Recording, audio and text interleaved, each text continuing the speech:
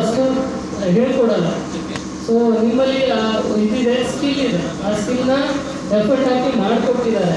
ಆ ಸ್ಕಿಲ್ನ ಏನು ಮಾಡ್ತೀರಾ, ನೀವು ಅದನ್ನು ಉಪಯೋಗಿಸ್ಕೊಳ್ಬೇಕಾಗುತ್ತೆ. ಒಂದು ಮಾರ್ಕ್ಸ್ ತಗೋಬೇಕು, ಪ್ರಾಕ್ಟಿಕಲ್ ನಾಲೆಜ್ ಇದೆ ನಿಮಗೆ.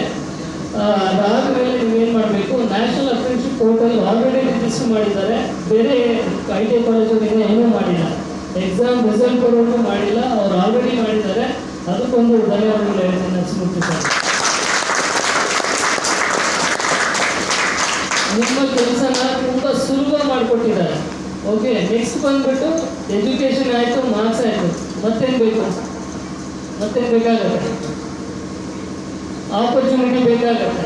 ಸೊ ನರಸಿಂಹಮೂರ್ತಿ ಸರು ನಮ್ಮ ಥರ HR ಅವರು ತುಂಬ ಜನ ಪರಿಚಯ ಮಾಡ್ಕೊಂಡಿದ್ದಾರೆ, ತುಂಬ ಕಾಂಟ್ಯಾಕ್ಟಲ್ಲಿದ್ದಾರೆ. ನಿಮ್ಗಳಿಗೋಸ್ಕರ ಅವರು ಕಾಂಟ್ಯಾಕ್ಟಲ್ಲಿದ್ದಾರೆ.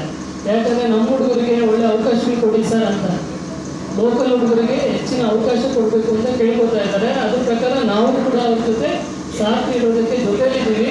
ಬಟ್ ಅದನ್ನು ಉಪಯೋಗಿಸ್ಕೊಳ್ಳೋದು ನಿಮ್ಮ ಕೈಲಿದೆ. ಒಂದು ನಿಮಿಷ ಕೇಳಿಸ್ಕೊಡ್ರಪ್ಪ.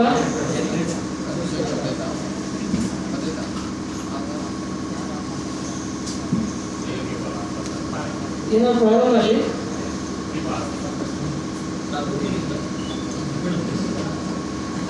ತಡವಾಗಿ